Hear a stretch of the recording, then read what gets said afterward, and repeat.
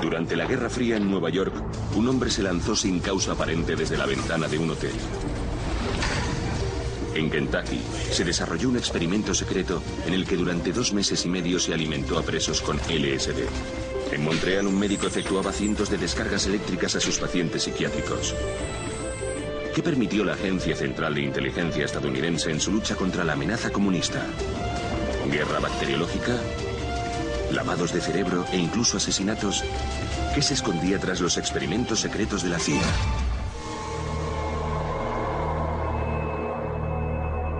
Los secretos de la historia 2. Los experimentos secretos de la CIA.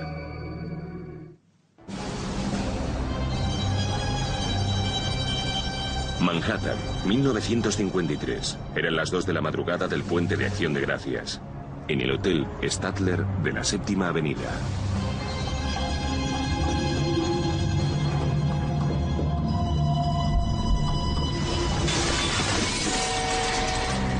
Un hombre encuentra la muerte desde el 13º piso.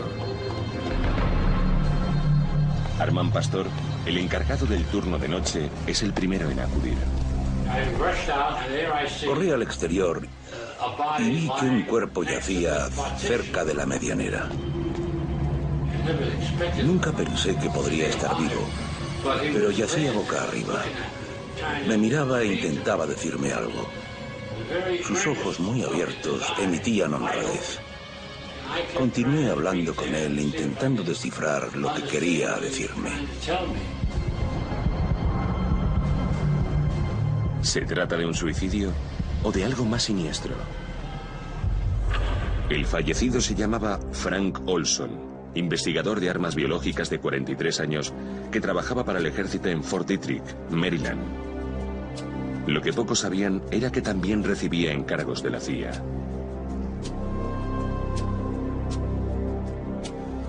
La muerte de Olson no es más que otra pieza misteriosa de un gran puzzle. Uno que habría repulsado a la sociedad estadounidense si hubiese sido de dominio público. A finales de la Segunda Guerra Mundial, el gobierno estadounidense comenzó a escondidas un gran número de experimentos médicos diseñados para ganar la Guerra Fría. Por una parte, expuso a miembros poco importantes de la sociedad a agentes biológicos y químicos. Por otra, desarrolló técnicas para el control de la mente con el fin de crear el llamado mensajero del miedo. Por último, también planeó el asesinato de poderosos líderes del tercer mundo. ¿Qué se obtuvo de los experimentos de lavado de cerebro? ¿Por qué se involucró la CIA en investigaciones inquietantes de tan gran alcance?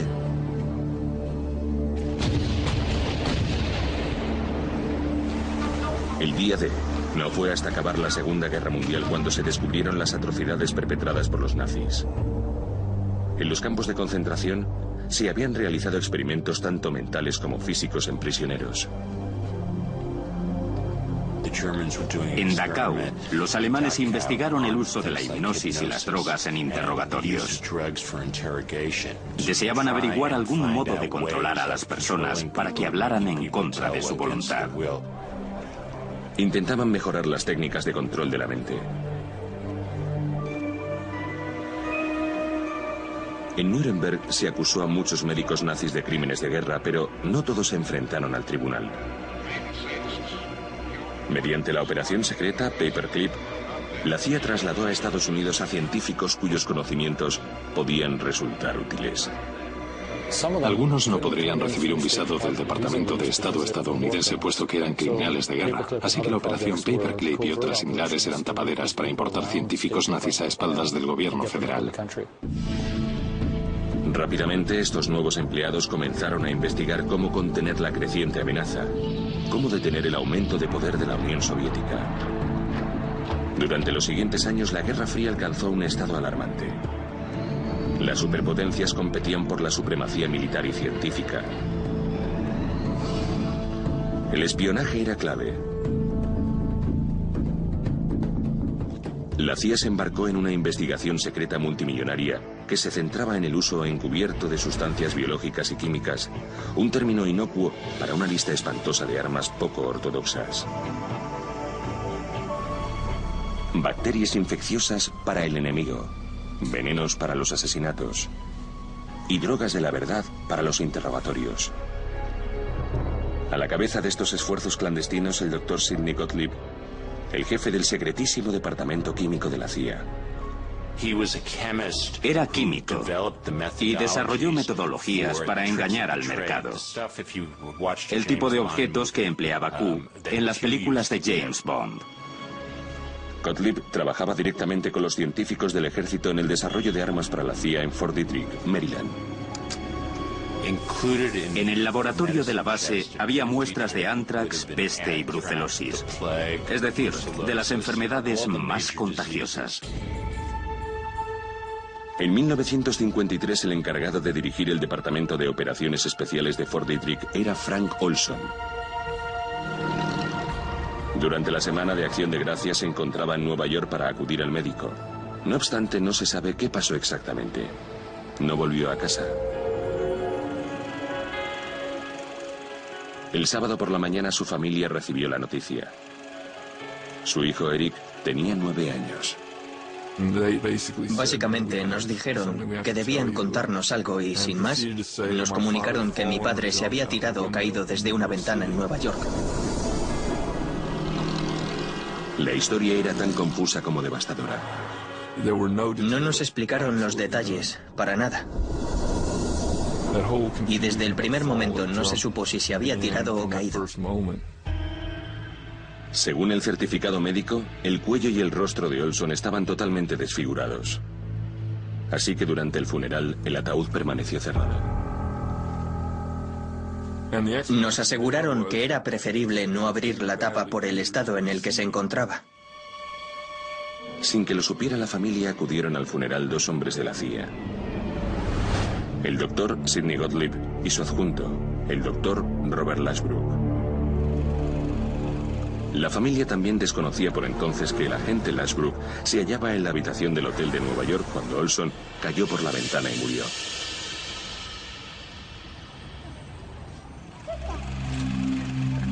La misteriosa muerte de Olson planteaba muchas dudas. Algunas respuestas yacían enterradas en su vida secreta como empleado de la CIA. Este científico estaba especializado en aerosoles, pero en 1953 su trabajo se centraba en investigar métodos de guerra bacteriológica. Durante los años que trabajó para el gobierno estaba muy preocupado. No sabía si había hecho bien en aceptar esa tarea. Los miembros de los departamentos de operaciones especiales de la CIA y el ejército planeaban cómo lanzar sus nuevas armas biológicas. Más de una vez simularon el ataque a toda una ciudad. Por ejemplo, uno de sus objetivos fue la metrópolis más poblada de Estados Unidos, Nueva York. Deseaban evaluar si era fácil envenenar una urbe a través del metro. El personal de Fort Detrick, haciéndose pasar por reparadores, tuvo acceso al sistema de ventilación. Sin que nadie lo supiera, unos agentes lanzaron bacterias inocuas en las vías mientras otros esperaban en distintos puntos de la red para tomar muestras. El traqueteo de los trenes dispersó los gérmenes por los túneles y el metro quedó infectado en cuestión de minutos. Quedaba comprobado que emplear un método similar para atacar al enemigo con sustancias más letales podría ser eficiente y mortal. La CIA no era la única que se esforzaba en desarrollar armas contra los comunistas. Estados Unidos había firmado un acuerdo tripartito con Canadá y el Reino Unido, por lo que los 3 países se apoyaban en la Guerra Fría. Las investigaciones británicas en el campo de la guerra biológica se llevaban a cabo en la base militar de Porton Down, al suroeste de Inglaterra. Durante los años 30 y 40, Porton Down lideraba las investigaciones bioquímicas en todo el mundo. Los británicos sabían que la CIA iba a intentar atacar la red de metro de Nueva York. Intercambiaban información constantemente. Era común que muchos días llegaran a la base científicos estadounidenses. En mayo de 1953 se investigaba en Inglaterra uno de los agentes nerviosos más letales conocidos por el hombre, el gas sarín. Se experimentaba con soldados voluntarios. Sin embargo, estos jóvenes no sabían a qué se exponían.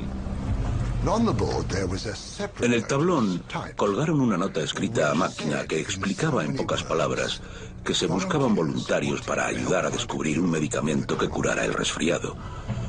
Los participantes iban a recibir paga extra. Por entonces no sabía nada de la guerra bioquímica. Era muy ingenuo.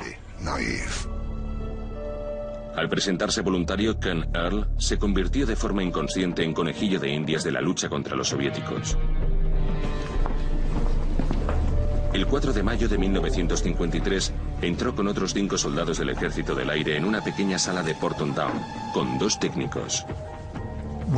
Estos 2 hombres nos ordenaron que nos arremangáramos la manga izquierda hasta dejar el brazo al descubierto. Nos pegaron 2 trozos de tela al antebrazo.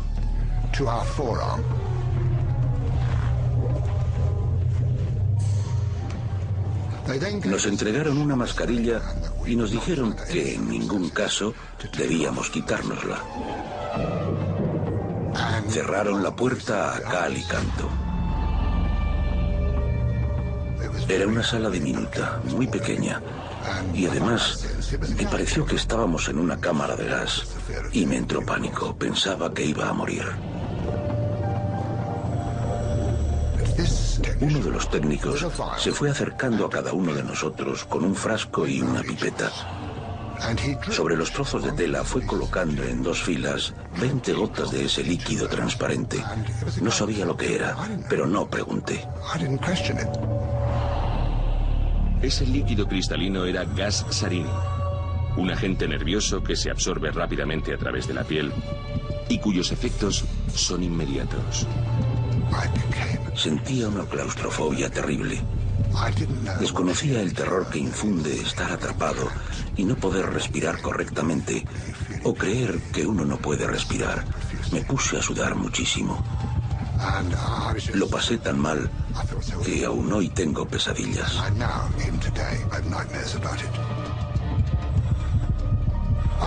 Media hora más tarde nos soltaron. Sin poder respirar ni hablar y sudando, salimos al aire libre. Era una preciosa mañana soleada de mayo. Qué alivio, qué alegría sentirme vivo.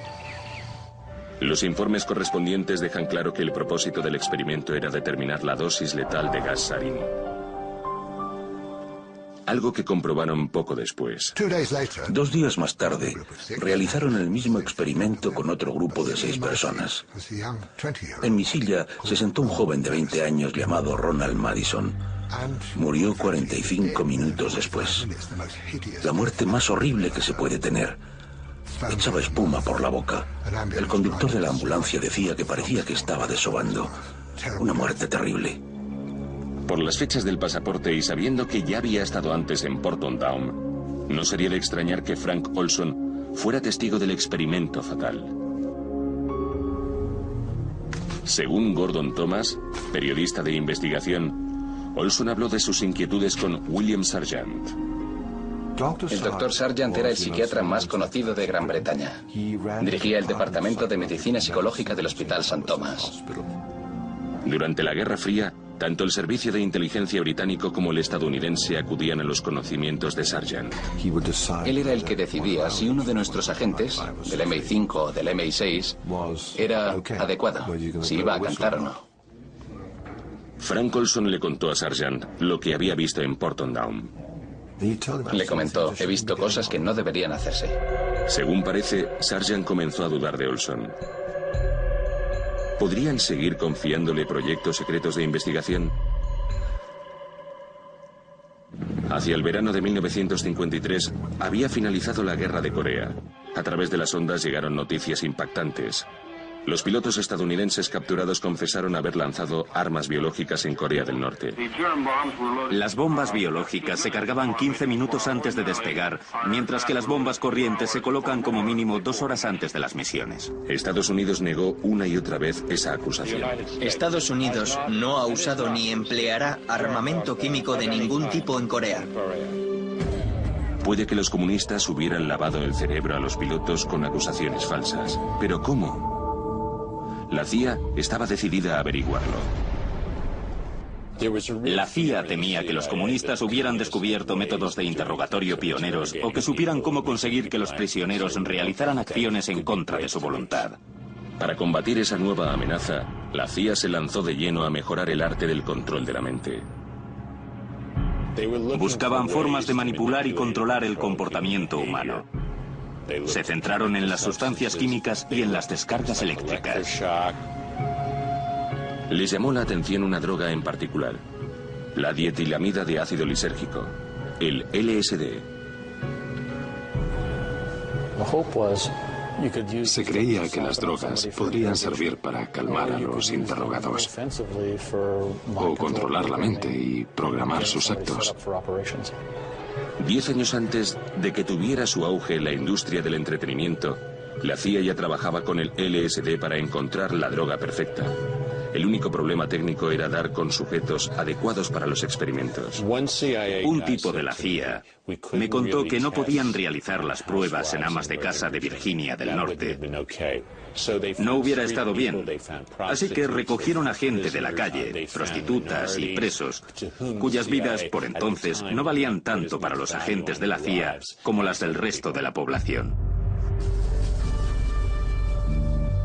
En el Centro Estadounidense de Investigación de las Adicciones, ubicado en Lexington, Kentucky, el Dr. Harris Isbell recibió el encargo de la CIA de estudiar los efectos de la exposición prolongada al LSD. Los sujetos de su investigación eran heroinómanos encarcelados, sobre todo afroamericanos.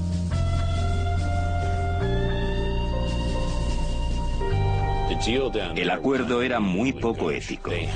Los presos que se habían presentado voluntarios recibían una dosis de LSD para los experimentos y otra de heroína como recompensa. En una ocasión, los presos recibieron durante 77 días seguidos dosis cada vez más elevadas de LSD. El Dr. Isbell aseguró que por primera vez quedaba demostrada la increíble tolerancia humana a las drogas. Muchas de estas técnicas violaban el sentido común y la deontología básica de la medicina. Parece imposible creer que los médicos recetaran alucinógenos a los drogadictos a cambio de más sustancias adictivas. Pero era así. Está todo documentado. La CIA contrató a diferentes instituciones de todo el país para que investigaran para ellos. De este modo, apoyaban de forma patriótica la lucha contra el comunismo. Mientras la CIA exploraba los efectos del LSD en individuos, el ejército ampliaba el estudio a batallones enteros. En la década de los 50 se rodó un experimento con drogas alucinógenas en el arsenal de Edgewood. Se les dio LSD y la orden de marchar en formación. Sin embargo, en lugar de cumplirla, comenzaron a caminar en diferentes direcciones, reír y hacer bromas, sin ningún tipo de orden. El ejército llevaba años buscando una droga que incapacitara al enemigo durante un tiempo sin provocar muertes. De primeras, el LSD parecía lograr tal propósito. En estas pruebas se empleó a soldados voluntarios que sabían que iban a suministrarles drogas. No obstante, la CIA tenía otra misión: probar las drogas sin que lo supieran los implicados. Por ejemplo, se quería saber cómo respondería un diplomático ruso a una dosis de LSD y si conseguirían que hablara bajo los efectos de la droga. La clave estaba en los experimentos secretos. La CIA estableció 2 pisos francos en Manhattan y San Francisco. Contrataron a prostitutas para que atrajeran a posibles sospechosos y los drogasen con LSD. Los gángsters locales ejercían de agentes enemigos con secretos que contar. La CIA estaba a la escucha, puesto que esperaban que la combinación letal de chica y drogas soltara la lengua del individuo. El agente de narcóticos, Ira Feldman, era el responsable de elegir a las víctimas. Convencíamos a prostitutas para que llevaran a esos tipos a los pisos y les pusieran algo en la bebida. Esa sustancia les hacía hablar y hasta bastante después no supe que era LSD. 10 o 15 minutos más tarde soltaban todo, ya fueran secretos de Estado, narcóticos o asesinatos. En plena Guerra Fría, interrogar a gángsters estadounidenses era una práctica habitual. El verdadero reto era el éxito de las operaciones al otro lado del Atlántico, en el telón de acero. Se luchaba contra el terrorismo en la frontera entre Europa occidental y oriental. Si llegaba un exiliado y querían probar una nueva sustancia, mandaban llamar al servicio de inteligencia estadounidense. En la Alemania ocupada, la CIA mejoró sus técnicas de obtención de la verdad. El listado de posibles interrogados no tenía fin. Había científicos sospechosos de poseer información valiosa y dobles agentes sospechosos de vender secretos a los comunistas. Todos valían para la CIA. Se trasladaba a los individuos a un refugio seguro, en el que permanecían durante varios días. A veces no se les daba de comer, ni se les dejaba dormir. Se les administraban sustancias varias, alcohol, barbitúricos, alucinógenos y otros medicamentos. Además, se les aplicaban diferentes técnicas de interrogatorio. Para probar todas estas estrategias, la CIA debía eternizarlos hasta el amargo final. Empleaban la expresión experimentos terminales para describir aquellos que provocaban heridas graves en el individuo o su muerte. Entre las personas que fueron testigos de estos experimentos estaba el científico de Fort Detrick, Frank Olson. En su pasaporte constaban varios viajes a Alemania, incluido uno en el verano de 1953. Le impactó profundamente lo que vio allí. A la vuelta pasó por Inglaterra, donde visitó de nuevo al consejero de inteligencia William Sargant. Si cito lo que me contó Sargant, Frank había cambiado mucho cuando volvió de Alemania. De algún modo, estaba alterado, enojado y enfadado. William Sargant estaba convencido de que la CIA tenía un gran problema.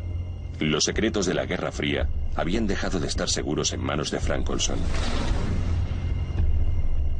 Para cuando despegó el avión que llevaría a Olson de vuelta a Washington, Sargant ya había llamado al responsable del MI6 para decirle que había surgido un problema. Esa información llegó a los altos cargos y a continuación a Washington. En casa, Alice Olson percibió un cambio radical en su marido. Ese último verano, cuando volvió mi madre ya sabía que estaba muy enfadado. Con probabilidad, Olson había sido testigo de uno de esos experimentos secretos, inexistentes para muchos en la CIA. Frank Olson sabía mucho sobre las armas y sustancias biológicas secretas. Por tanto, era una persona muy peligrosa si decidía realizar declaraciones públicas.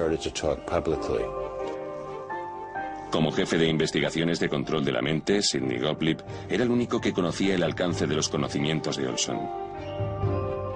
Si éste iba a vender secretos de Estado, Gottlieb debía saberlo. En consecuencia, decidió realizar un pequeño experimento por su parte. El miércoles 18 de noviembre de 1953, Frank Olson y 6 colegas del Departamento de Operaciones Especiales de Fort Detrick acudieron a una reunión clandestina en Deep Creek Lodge, Maryland. Hola. Allí se reunieron con sus homólogos de la CIA, entre los que estaban Sidney Gottlieb y su adjunto, Robert Lashbrook. Gottlieb puso una pequeña cantidad de LSD en una botella de Cointreau. Cuando me reuní con Gottlieb, me contó que les preocupaba la posibilidad de que alguna vez secuestraran a un científico. En consecuencia, deseaban saber qué pasaría si lo drogaban. Para comprobarlo, decidieron celebrar una reunión de expertos y suministrar drogas a los participantes. Mi padre estaba entre ellos.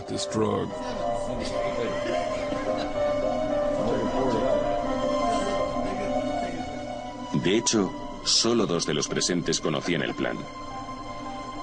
20 minutos más tarde, Gottlieb les contó qué había hecho y la reunión fue deteriorándose poco a poco a medida que iba causando efecto el narcótico. No obstante, lo que sucedió a continuación sigue sin estar claro. Algunos consideran que Olson sufrió un interrogatorio. Cuando volvió a su casa, estaba profundamente afectado. No alucinaba ni nada por el estilo. Estaba sobrio y muy enfadado. No dejaba de repetir que había cometido un error. Entonces decidió dejar el empleo. En vez de aceptar la dimisión de Olson, su jefe le envió a Nueva York a una consulta psiquiátrica. Le acompañaba Robert Lashbrook, de la CIA. El viernes por la noche, Olson llamó a su mujer, Alice.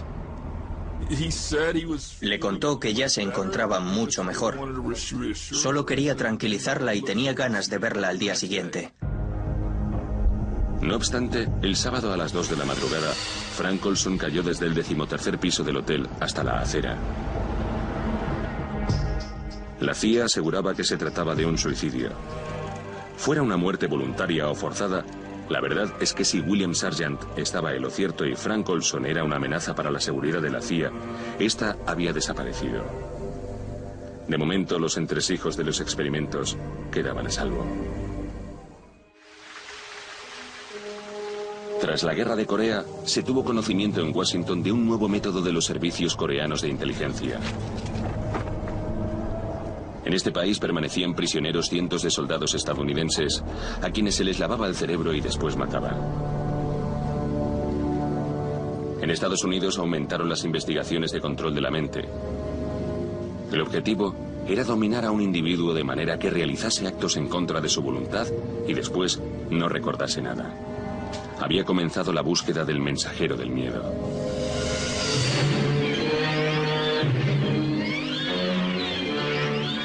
En el clásico de Hollywood dirigido por John Frankenheimer, un soldado hipnotizado recibe el encargo de asesinar al candidato presidencial.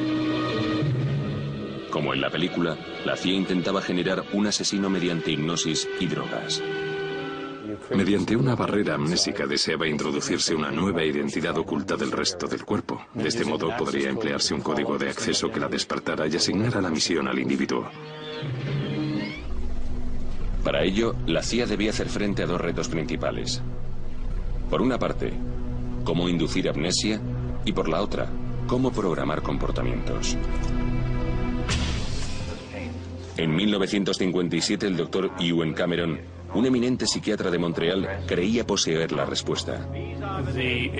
La CIA se puso en contacto con él porque estaban interesados en su trabajo, en particular en dos de sus técnicas, las descargas eléctricas intensas y lo que él llamaba la conducción psíquica. Cameron aplicaba estas técnicas en terapias normales. Es complicado explicar la monstruosidad y atrocidades que Cameron propuso y nuestro gobierno financió. La técnica estaba dividida en tres partes. En primer lugar, se intentaba destruir los comportamientos del pasado. Para ello se realizaban durante cierto tiempo descargas eléctricas tan intensas que el paciente cesaba de convulsionar. Entonces Cameron colocaba un casco en la cabeza del individuo desde el que se reproducían mensajes grabados en cintas. La conducción psíquica les obligaba a escuchar fragmentos repetitivos durante semanas. Así se programaba el nuevo comportamiento. La fase final consistía en destruir los recuerdos de todo lo que había sucedido. En ese momento, correspondía inducir el sueño durante 30 o 40 días mediante diferentes tipos de cócteles de drogas. No puede decirse que se tratara de una terapia. Claramente se intentaba lavar cerebros. Desde que los griegos empezaron a definir la deontología médica, la primera regla siempre había sido no causar daño. Cameron no la cumplía. Durante 4 años la CIA financió al completo el trabajo de Cameron. Esperaba poder emplear esas técnicas en la creación del mensajero del miedo. Los psiquiatras de todo el país, en hospitales, cárceles y algunas de las universidades más importantes, también trabajaban para la CIA. Investigaban diferentes técnicas de lavado de cerebro, pero una en particular centró los esfuerzos de la agencia durante años: la hipnosis. Uno de los aspectos que deseaba comprobar la CIA era la posibilidad de ordenar a una persona hipnotizada que matase. Ese sería el mensajero del miedo. Sin embargo, el asesino no debía recordar lo que había hecho. Creían poder seleccionar a una persona normal de la calle, procurarle una instrucción básica y soltarle en el campo de batalla a disparar contra el enemigo. El objetivo de la hipnosis no era que ese individuo apretase el gatillo, sino que no recordase nada. Así, si le capturaban o interrogaban, no poseería información. Los documentos demuestran que solo en un caso se planteó la hipótesis de asesinar a un líder por mensajero: Fidel Castro. A principios de los años 60, se escogieron diversos asesinos potenciales para la programación. Sin embargo, fracasaron todos los intentos de hipnosis y rápidamente se abandonó el plan. En 1968 se produjo un asesinato que cumplía las características de las operaciones con mensajeros del miedo. Según algunos investigadores, tuvo que emplearse a un asesino programado, hipnotizado por la CIA. Muchas gracias a todos. Ahora es el turno de Chicago, a ganar allí también. El 4 de junio de 1968, durante la noche de las primarias al Partido Demócrata de California, el senador Robert Kennedy pronunció en el Hotel Ambassador un discurso por su victoria. Al finalizar, se vio empujado por el gentío. De repente, se oyeron disparos.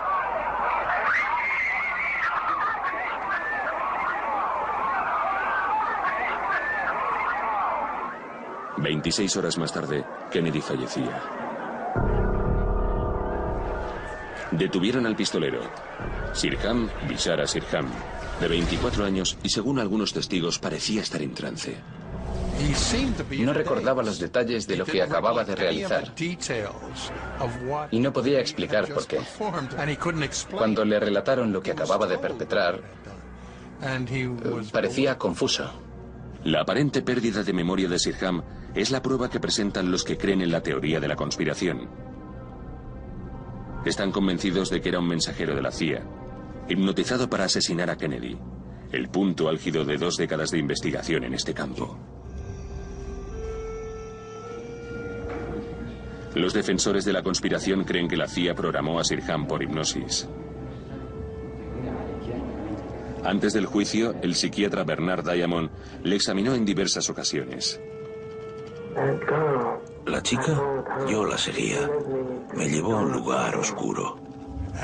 Diamond estaba convencido de que le habían programado con una hipnosis muy intensa, tan profunda en la psique que aún perdura. En la actualidad, aún no sabe qué ocurrió. La amnesia programada era el aspecto clave de los mensajeros del miedo.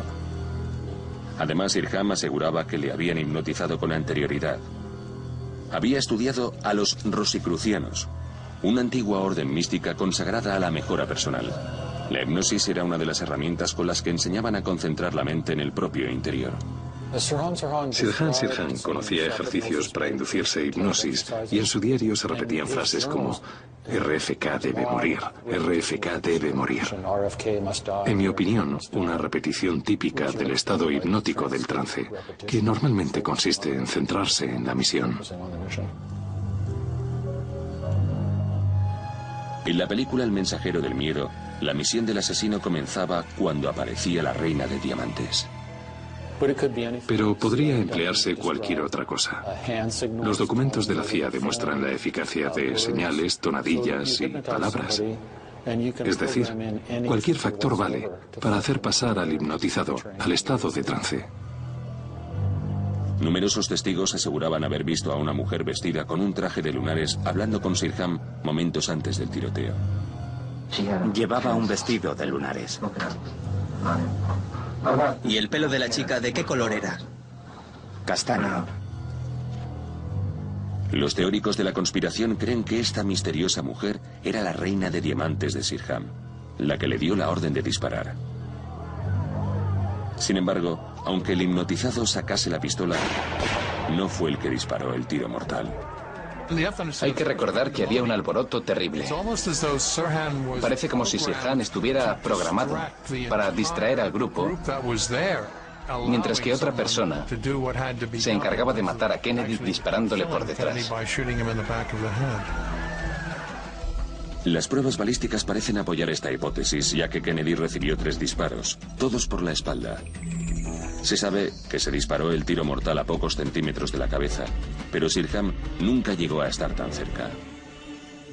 No hay constancia de que se acercase por delante a menos de 1,5 metros de Kennedy.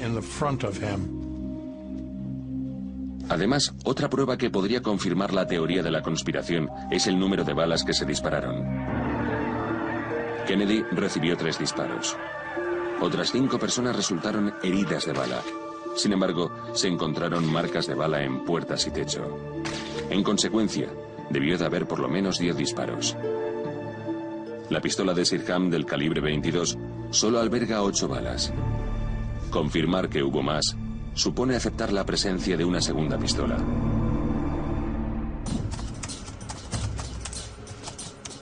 El historiador Mel Ayton lleva años investigando el asesinato. Quiere dar con la chica del vestido de lunares que se supone que estuvo hablando con Sirham. Tras analizar las imágenes grabadas en el Hotel Ambassador esa noche, he conseguido aislar la imagen de una chica con un vestido de lunares que está junto a un chico que se parece mucho a Sirham. Pero no es él. Probablemente quien declaró haber visto a Sirham con la chica del vestido de lunares se equivocó de persona. Ayton cree que Sirham fue el que disparó a Kennedy por detrás, a pesar de estar a 1 metro del senador por delante. Cuando el candidato se vio arrastrado por la multitud, giró hacia la izquierda para saludar a los cocineros. El senador se acercó a ellos con la mano derecha por delante, así que ese lado era el que daba a Sirham. A continuación, Robert Kennedy recibió un disparo en la axila. Obviamente había levantado el brazo derecho para protegerse. El arco de la pistola buscaba la cabeza mientras éste se agachaba.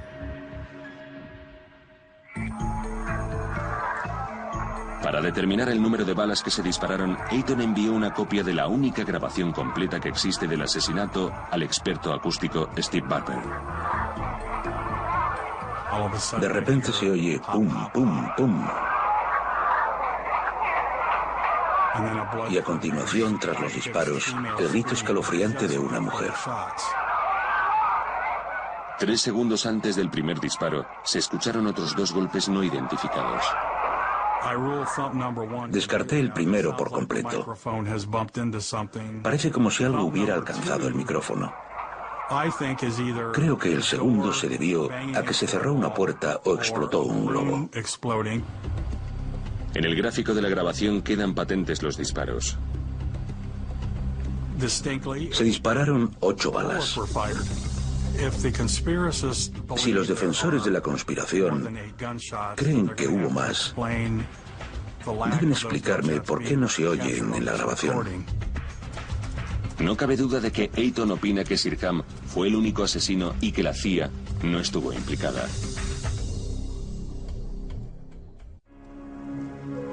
Muchos expertos en hipnosis han puesto en duda la validez de la teoría del mensajero del miedo. No creo que exista ningún factor que induzca un estado de hipnosis en una persona y le obligue a cometer asesinatos. La CIA también llegó a esa misma conclusión. En 1968, después de haber invertido millones de dólares, abandonó las investigaciones en el campo de la programación de asesinos por hipnosis. Pensaba que no iba a lograr nada. Es imposible deshacerse de la voluntad. No es creíble que alguien se convierta en una marioneta, un mandado, un autómata sin conciencia, a pesar de que algunos así lo crean. En 1972, Sidney Gottlieb canceló la investigación de la CIA en el control biológico y químico del comportamiento humano, puesto que no tenía mucha importancia para las operaciones clandestinas. La sociedad estadounidense desconocía por completo la existencia de tal programa. No obstante, el 11 de junio de 1975, The Washington Post publicó un artículo en el que se narraba que un científico civil había recibido una dosis de LSD y después se había lanzado desde la ventana de un hotel de Manhattan. No se citaba ningún nombre, pero los Olson no tardaron en reconocer a su padre, muerto 22 años antes. decidieron sacar la historia a la luz. Numerosos medios de comunicación cubrieron la rueda de prensa en la que los Olson incluyeron a su padre en la lista de víctimas de la CIA. La fuente documental del artículo era el informe de la Comisión Rockefeller. El presidente estadounidense, a partir del escándalo Watergate, había solicitado un informe sobre las actividades ilegales de la CIA en territorio nacional. Los Olson decidieron denunciar la muerte de su padre. Su muerte fue la consecuencia de la negligencia e ilegalidad de la CIA, en una medida difícil de calcular. A los 10 días, estábamos en el despacho oval de la Casa Blanca con el mismísimo general Ford, que nos pidió perdón. La familia recibió $750.000 de indemnización. A partir de los informes publicados, el Congreso decidió emprender su propia investigación. En esa época, el director de la CIA era el senador Frank Church. Sidney Gottlieb y Robert Lashbrook tuvieron que acudir a testificar.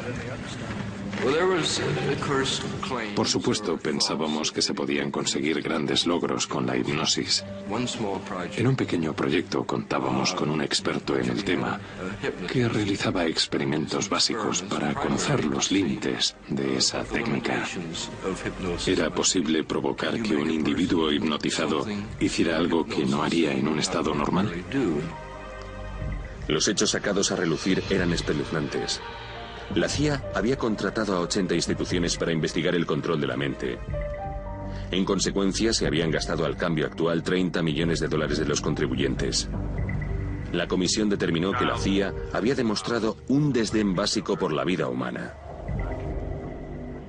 El antiguo director de la CIA, Robert Helms, reconoció haber ordenado en 1973 que Sidney Gottlieb destruyera todos los documentos relacionados con los experimentos del control de la mente. Sin embargo, algunos se salvaron de la quema. En los servicios de inteligencia de cualquier país, siempre hay un empleado que posee una copia extra de los documentos. En este caso, los datos financieros describían los programas y las propuestas de proyecto. Entre los archivos desclasificados por la CIA se hallan varios informes escritos tras la muerte de Frank Olson. En ellos se describe el suceso de Deep Creek Lodge como un pequeño experimento en el que se empleó una dosis muy pequeña de LSD para desenmascarar a 2 de los reunidos. En apariencia nadie reaccionó de manera anormal. Sin embargo, también se ha encontrado un informe de Harold Abramson, el especialista de la CIA que recibió a Olson la semana siguiente. Según sus declaraciones, se diseñó el experimento para atrapar a Frank Olson. Durante muchos años, las contradicciones confundieron a Eric Olson. En su búsqueda de respuestas, decidió acudir a la única persona en la que podía confiar: su padre. Una mañana de principios de junio de 1994, cuando la excavadora comenzó a cavar, pensé que por fin íbamos a poder abrir el ataúd. El supervisor de la exhumación era el forense James Stars. Diría que el cuerpo estaba en demasiado buen estado. Un aspecto estaba claro. El rostro y la cabeza no estaban destrozados. Esto contrastaba con el informe médico y el relato que recibieron los Olson. Quedaba claro que la CIA no había querido que descubrieran otro aspecto. En el rostro se veía algo que no se mencionaba en el certificado médico: una herida sobre el ojo izquierdo. Sin embargo, Olson llegó al suelo con los pies por delante y cayó hacia atrás. Probablemente, lo que sucedió fue que alguien le golpeó en la cabeza para que fuera incapaz de defenderse. Y cometió lo inevitable: lo lanzó ventana abajo. Si estuviese lo cierto, Frank Olson murió asesinado. Durante la investigación, Eric Olson descubrió otro hallazgo intrigante. El mismo año en el que murió su padre, la CIA publicó su primer manual de asesinatos. En el manual se especifica que el método ideal para matar y que parezca un accidente es tirar a una persona desde una ventana a más de 20 metros de altura. Pero antes que nada, hay que aturdir al sujeto. Y es el verbo que se emplea, con un golpe en la frente justo encima de uno de los ojos. Por lo que se interpreta de los restos, esa técnica era la misma que se aplicó en Olson. Creo que le lanzaron por la ventana con premeditación y malicia. Sin embargo, el periodista de investigación John Marks no está de acuerdo. He pasado mucho tiempo investigando este tema y nunca he encontrado pruebas de que empujaran a Olson por la ventana. Creo que hay que estar preparado para aceptar las consecuencias cuando se realizan actividades ilegales e inmorales para el gobierno. Puede ser que alguna vez haya que acabar con individuos problemáticos. ¿Y qué otra explicación puede darse que no sea el suicidio? En la lucha contra el comunismo, el gobierno estadounidense sacrificó los derechos de muchos ciudadanos. Cuando Stars interrogó a Sidney Gottlieb por los experimentos secretos de la CIA en humanos, este le aseguró que no dudaría en repetirlos. No sabes lo que es tener la seguridad del país en mis manos, me dijo. Durante la Guerra Fría todo parecía estar justificado, y si no estabas de acuerdo se te tildaba de poco patriota. En el contexto de la Guerra Fría y a lo largo de la historia siempre se ha dicho que la guerra es un infierno. Se cometen fechorías y como resultado muere gente o muchos resultan heridos. Sin embargo, se justifica. Es algo necesario para proteger a Estados Unidos. Pertenece a nuestra cultura. Pero ¿qué se puede justificar en nombre de la seguridad nacional? ¿También las atrocidades médicas?